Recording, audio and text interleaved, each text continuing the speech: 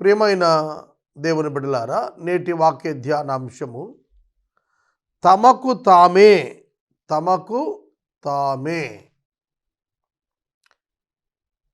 ఈ మాట యెషయా గ్రంథము 3వ అధ్యాయము 9వ వచనంలో కనిపిస్తుంది. తమకు తామే కీడు చేసుకున్నవాళ్ళు, తమకు తామే మేలు చేసుకున్నవాళ్ళు.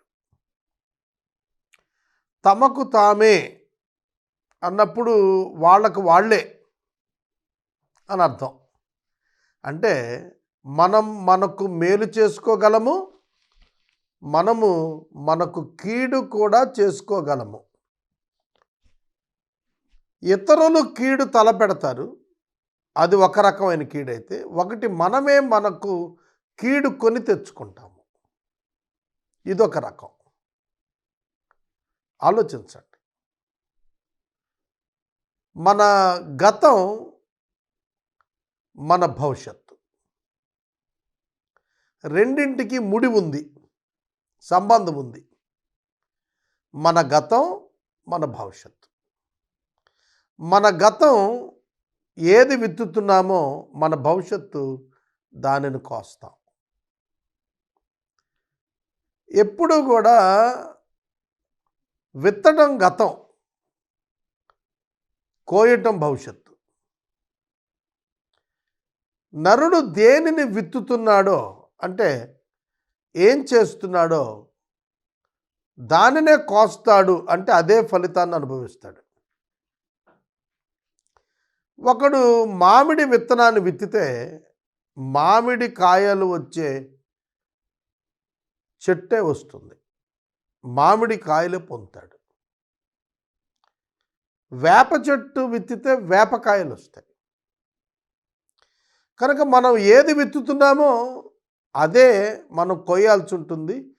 దేవుడు వెక్కిరింపబడడు. ఇందులో దేవుని పాత్ర ఏమీ లేదు. కాబట్టి మన ప్రజెంట్ టెన్స్ పాస్ట్ టెన్స్గా వెళుతుంది ఎప్పటికప్పుడే. ఇప్పుడు ప్రజెంట్ మన ఉన్నటువంటి present time 11:30 AM 29th October. ఇది ఒక హాఫ్ అన్ అవర్లో పాస్ట్ టెన్స్లోకి వెళ్ళిపోతుంది, ఆ 2 minutesలో పాస్ట్ టెన్స్లోకి వెళ్ళిపోతుంది, గతం అవుతుంది. నా ప్రస్తుతం గతంగా మారుతుంది. నేను ఇప్పుడు చేస్తున్నది నా భవిష్యత్తును నిర్దేశిస్తుంది. ఇది మనం ఎన్నడూ మర్చిపోకూడదు. Future is the results of past. నీ భవిష్యత్తు నీ గతము యొక్క ఫలితాలను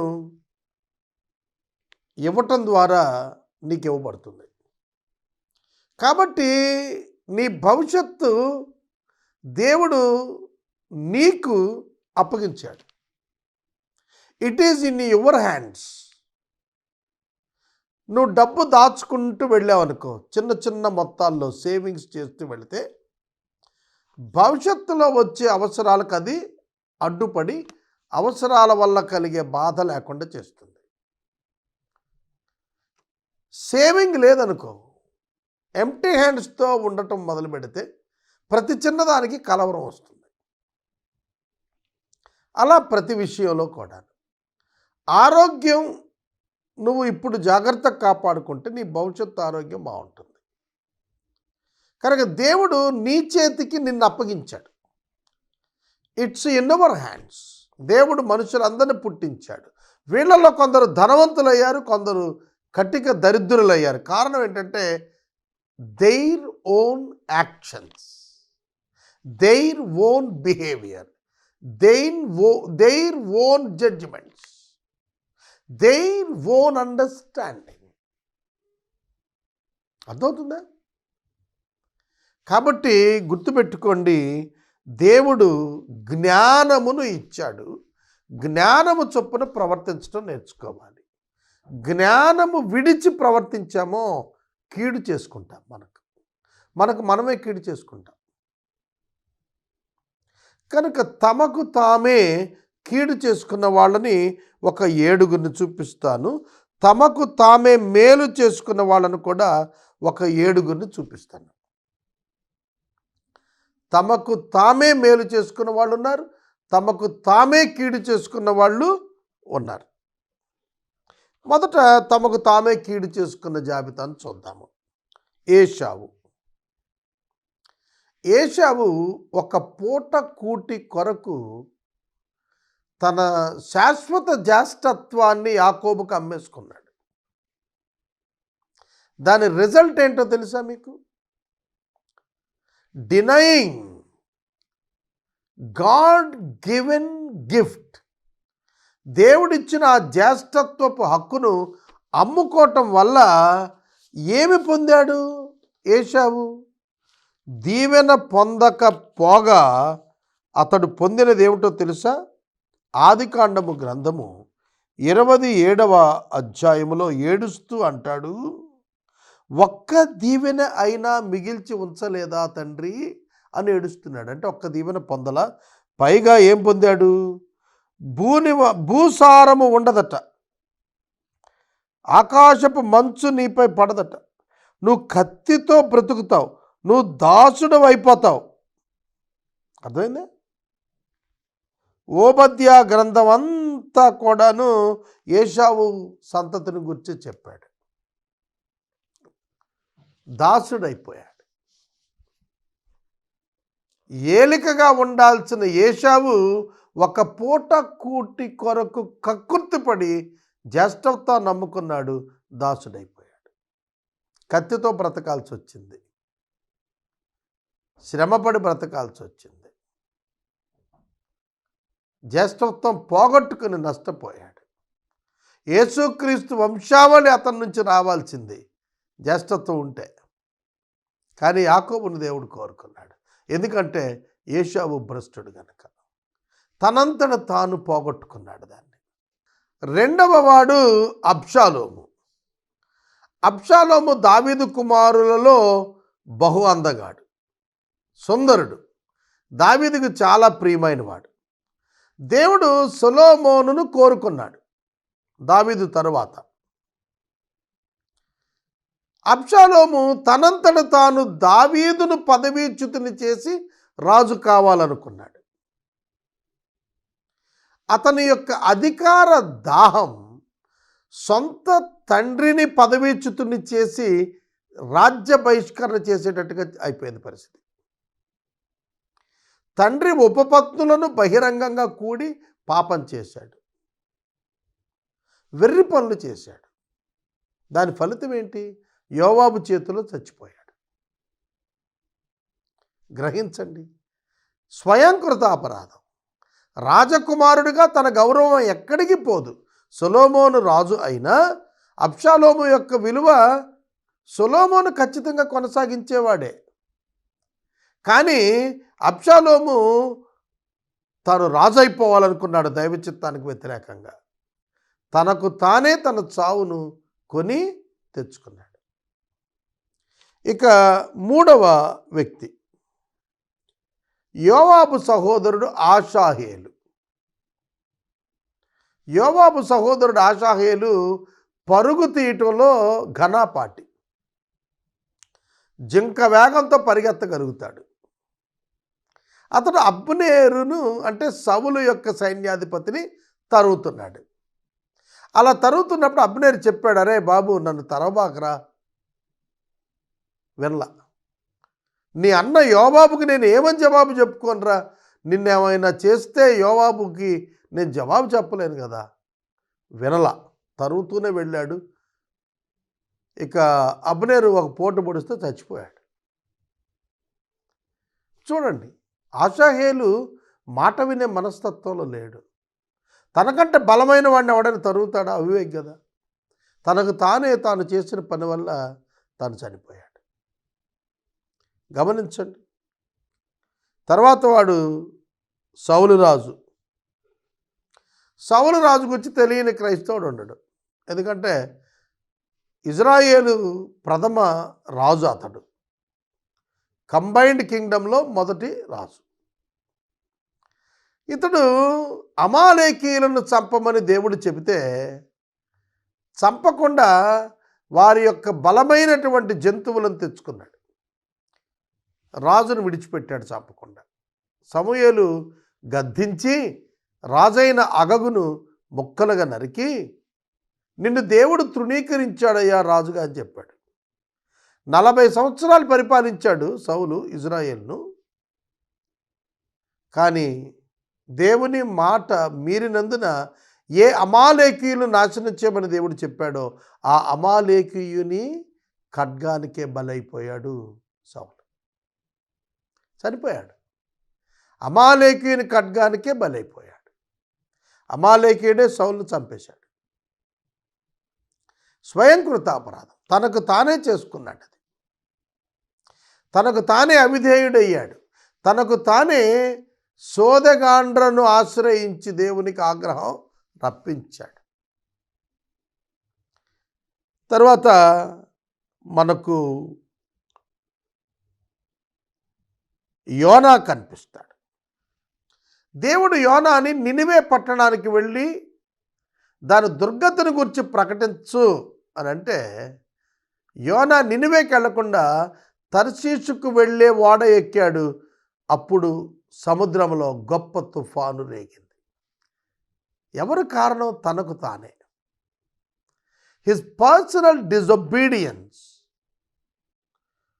అతని వ్యక్తిగత అవిధేయత చాలా బలమైనటువంటి తుఫాను ఓడ మీద పట్టడానికి కారణమైంది. మీరు గమనించండి, ఇప్పటి వరకు మనం వాక్యంలో అబ్షాలోమును చూచాము, సౌలును చూచాము, ఆషాహేలును చూచాము, ఏషావును చూచాము. స్వయంకృత అపరాధాలు వాళ్ళు చేసుకున్న దానివల్ల వాళ్ళే ఆ శ్రమానుభవానికి వెళ్ళాల్సి వచ్చింది. మీ అందరికీ తెలుసు కదా ఏం జరిగిందో. సౌలు తన మరణాన్ని తాను తెచ్చుకున్నాడు అమాలేకీయుని చేతిలో. యోనా తుఫాన్ తెచ్చుకున్నాడు తన మీదకి. దేవుడు కనికరించబోతే చచ్చిపోయేవాడే. దేవుని ప్లాన్లో ఉన్నాడు, బ్రతికిపోయాడు. తనకు తానే కారణం అని మనం తెలుసుకోవాలి. అలాగే 5 చెప్పిన 6వది మనకు ఇస్కరియోతు యూదా. ఇస్కరియోతు యూదా ఉరిపెట్టుకొని చచ్చిపోయాడు. అపోస్తలుల్లో ఒకడు, 12 శిష్యుల్లో ఒకడు. యేసును అప్పగించాడు డబ్బుకు కక్కుర్తిపడి. తన ప్రభువును అప్పగించటానికి వాడు భయపడలేదు. అంతేకాదు ప్రాణం తీసుకున్నాడు. తనంతట తానే, తనకు తానే కారణం. దానిలో దేవుని శిక్ష రాలేదు, ఏమీ కాలేదు. అతడే తనంతట తాను ఉరిపెట్టుకొని చనిపోయాడు. ప్రభువును అమ్మివేసిన ఘోరమైనటువంటి ద్రోహానికి ఒడిగట్టాడు. ఆ కారణం చేత తనంతట తానే ఉరిపెట్టుకొని చనిపోయాడు. తర్వాత అననీయ సప్పెరా 7వది. అననీయ సప్పెరా పేతురు గారి దగ్గరకు పోయి అపోస్తలుల 5వ అధ్యాయం చూస్తాం. వీరు ఇద్దరు కూడా, భార్యాభర్తలు ఇద్దరు కూడా వారి పొలాన్ని అమ్మారు. అమ్మి ఇంతకే అమ్మాము అని చెప్పి కొంత దాచుకొని మిగతా తెచ్చారు. వాళ్ళిద్దరు అబద్ధం ఆడారు. పేతురు దాన్ని పరిశుద్ధాత్మ శక్తితో గ్రహించాడు. గ్రహించి ఇంతకే అమ్మారంటే ఇంతకే అని చెప్పారు. వెంటనే అక్కడే పడి చచ్చిపోయారు. ఒకరి మెంబర్ ఒకడు. మొదట భర్త చనిపోయాడు, తర్వాత భార్య చచ్చిపోయింది. ఇద్దరు అబద్ధం ఆడారు. తమంతట తామే కీడు తెచ్చుకున్నారు తమ మీదకి. ఆలోచించండి. నీవు కూడా నీ అంతటా నువ్వే కీడు తెచ్చుకుంటావు. కోపము మానము, ఆగ్రహము విడిచిపెట్టుము. కీడుకే కారణం కోపం. తెలిసే కోపపడతాము, నష్టాన్ని తెచ్చుకుంటాం. నోరు కుదిరితే ఊరు కుదురుతుందండి. నోరు కుదుర్చుకోం. మనం గర్వంగా మాట్లాడతాం, అతిశయోక్తితో మాట్లాడతాం, ధనాపేక్షతో జీవించే యత్నం చేస్తాం, కీడు తెచ్చుకుంటాం. దైవ ఆత్మ లక్షణాలు కలిగిన వారు దీవెన తెచ్చుకుంటారు. శరీర క్రియలు పెంచి పోషించుకున్న వాళ్ళు కీడు తెచ్చుకుంటారు. అందుకే శరీర క్రియలకు లోబడద్దని వాక్యం తేటగా చెబుతాను. తర్వాత మేలు చేసుకున్నవారు ఎవరండి? తమకు తాము మేలు చేసుకున్నవారు. వీళ్ళని కూడా నేను ఒక 7 చూపిస్తాను. రాహేలు తనకు తాను తన కుటుంబానికి మేలు చేసుకుంది. మనకి యెహోషువ గ్రంథంలో రాహేలు గురించి కనిపిస్తుంది. ఆమె వేగుల వారిని దాచింది. అయ్యా, దేవుడు మీకు మా దేశాన్ని అప్పగిస్తాడు, ఇది మాకు అర్థమైంది అని చెప్పి వేగుల వారిని దాచింది. ఆ కారణం చేత ఆమె ఇంటి వారు రక్షించబడేటట్లు ఇంటి కిటికీకి తొగరుదారం కట్టమని వాళ్ళు సలహా ఇచ్చి వెళ్ళారు. యెహోషువ నాయకత్వంలో యుద్ధంలో ఆ ఒక్క ఇల్లు రక్షించబడింది. ఆమె రక్షించబడటానికి కారణం ఆమె చేసుకున్న పని. రాహేలు తర్వాత మనం ఐగుప్తు మంత్రసానులు షిఫ్రా పూయ అని చూస్తాం నిర్గమకాండం 1వ అధ్యాయంలో. వీళ్ళిద్దరూ కూడా ఫరో ఆజ్ఞ చొప్పున మగపిల్లలను చంపేయాలి. ఇజ్రాయేలు స్త్రీలు కనిన మగపిల్లలను చంపాలి. కానీ చంపటానికి ఇష్టపడక వాళ్ళు బతకనిచ్చారు. వాళ్ళు బతికిన తర్వాత ఫరో పిలిచి అడిగితే ఇజ్రాయేలు స్త్రీలు చురుకైన వాళ్ళు ముందే డెలివరీ అయిపోయి దాచిపెట్టేస్తున్నారు అని అబద్ధం ఆడారు. దేవుడు వాళ్ళని దీవించాడు, రాహేలు దీవించాడు. ఆవిడ అబద్ధం ఆడింది, అయినా రాహేలు దీవించాడు. షిఫ్రా పోయి అబద్ధం ఆడారు, అయినా వాళ్ళని దీవించాడు. వాళ్ళు చేసుకున్న కార్యం ఏమిటి? ఆత్మల రక్షణ, ప్రాణరక్షణ చేశారు వాళ్ళు. అందుకే దేవుడు వారిని ఆశీర్వదించాడు. 3 రూతు. ఈమె తన అత్తగారిని వెంబడించి వచ్చింది ఇజ్రాయెల్ దేశానికి, బెత్లెహేముకి.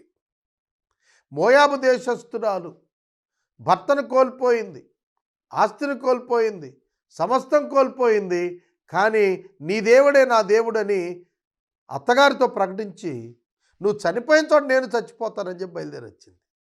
తోటకోడల ఓర్ఫా రాలేదు, మోయాబులో సెటిల్ అయింది. కానీ రూత్ వచ్చింది, బోయాజు యొక్క భార్య అయింది, యేసుక్రీస్తు యొక్క వంశావళిలో తల్లి అయిపోయింది. తనకు తానే మేలు చేసుకుంది ఆవిడ. She took a right decision.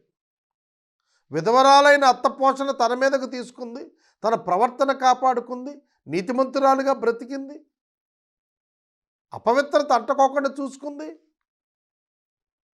బోయేజు పొలానికి వెళ్ళమని అత్తగారు చెప్తే వెళ్ళింది, విధేయురాలైంది. ఆమె చేసుకున్న పనికి ఆమె ఆశీర్వాదం పొందింది. 3 చూయించారు. 4వ వాడు బర్జిల్లయి. దావీదు అబ్షాలోము తరిమినప్పుడు అరణ్యంలోకి వెళ్ళినప్పుడు బర్జిల్లయి అనేటువంటి ఒక ధనవంతుడు అతనికి సహాయం చేశాడు. నాబాలు అనేవాడు సహాయ నిరాకరణ చేశాడు, గుండాగి చచ్చిపోయాడు. కానీ బర్జిల్లయి సహాయం చేశాడు. సహాయం చేసినందుకు అతని కుమారుడు కిమ్హాముకి దావీదు కాలమే కాదు, దావీదు కుమారుడైన సొలొమోను కాలంలో కూడా అతనికి భోజన బల్ల మీద చోటు దొరికింది. తన కుటుంబానికి తాను మేలు చేసుకున్నాడు, రాజుకు మేలు చేసి అతని ఆపదలో. బర్జిల్లయి తనకు తాను మేలు చేసుకున్నాడు.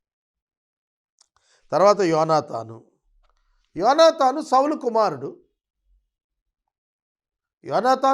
కుమారుడు. దేవుడు దావీదును కోరుకున్నాడని తెలిసి తను రాజుగా ఉండటానికి ఇష్టపడక దావీదును బలపరిచినవాడు, దావీదును సౌలు నుండి తప్పించడానికి ప్రయాసపడ్డవాడు. యోనాతాను చనిపోయిన తర్వాత యోనాతాను దావీదుకు చేసిన మేలును బట్టి అతని కుమారుడైనటువంటి మెఫీబోషెత్తు కుంటివాడు పడిపోయి కాళ్ళు ఇరిగిపోయాయి బాల్యంలో. అతన్ని మాకీరు ఇంటి నుండి పిలిపించి దావీదు తన యొక్క భోజన బల్ల మీద కూర్చోబెట్టుకున్నాడు. యోనాతాను తన కుటుంబానికి తాను మేలు చేసుకున్నాడు. ఆలోచిస్తున్నారా? తర్వాత నయమాను మొదట ఎలీషా మాటలకు బాధపడి కోపపడి వెళ్ళిపోతున్నా పనివాడు చెప్పినటువంటి ఆ సలహాను పాటించి 7 మార్లు యోర్ధానులో మునిగి పసిపిల్ల వంటి దేహం పొందినవాడయ్యాడు. కుష్ఠరోగ నివారణ పొందాడు. తనకు తానే మేలు చేసుకున్నాడు. ఇశ్రాయేలుకి రావటం, ఇశ్రాయేలు దేవుని యొక్క ప్రవక్తను ఆశ్రయించటం, అతని మాటకు లోబడటం, ఇవన్నీ అతనే మేలు చేసుకోవటానికి కారణమైంది. అతని యొక్క సొంత ఆలోచన అతను పాడు చేస్తే పనివాని ఆలోచనతో సరిచేసుకొని ముందుకెళ్ళాడు. సమ్టైమ్స్ నీ ఆలోచన నేను పాడు చేస్తుంది. Take the suggestion of somebody. Right suggestions తీసుకోండి, మీకు బాగు చేసుకునే అవకాశం దొరుకుతుంది. ఇప్పటికి నేను రాహేలు గురించి, మంత్రసాల గురించి, రూతు గురించి, బర్జిల్లై గురించి, జోనాతాను గురించి, నయమాను గురించి చెప్పాను. ఆఖరుగా యేసు ప్రభు పాదాలను అత్తరుతో తుడిచిన పాపాత్మురాలైన స్త్రీ, ఈమె తనకు తానే మేలు చేసుకుంది ఆ ఆరాధన వల్ల. ఎలా? ఆమె చేసింది ప్రపంచం అంతా ప్రకటించబడింది. 7 కీడు చేసుకున్న వాళ్ళని చూపించాను, 7 మేలు చేసుకున్న వాళ్ళని చూపించాను. తమకు తామే మేలుకు కానీ కీడుకు కానీ వాళ్లే కారకులు. కాబట్టి బీ కేర్ఫుల్ ఫ్రెండ్స్. మీ ఫ్యూచర్లో కీడు, మీ ఫ్యూచర్లో మేలు మీ ఇప్పటి జీవితంపై ఆధారపడి ఉంటుంది. కాబట్టి సమయాన్ని పోనీయక మేలు చేయుట యందు విసుగక ఉండండి. నిద్రలో కూడా కీడెవరికి తలపెట్టకండి. మెలకువగా ఉండి మేలు చేయటం ప్రారంభించండి. మీ భవిష్యత్తు మేలులతో నిండి ఉంటుంది.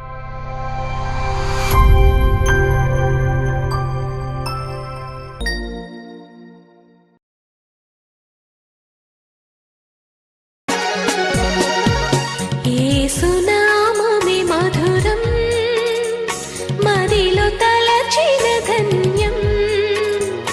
యేసునామమే మధురం, మదిలో తలచిన ధన్యం. వెతలు తీరును, కృపలు దొరుకును, సాటి లేనిది యేసుని నామం. వెతలు తీరును,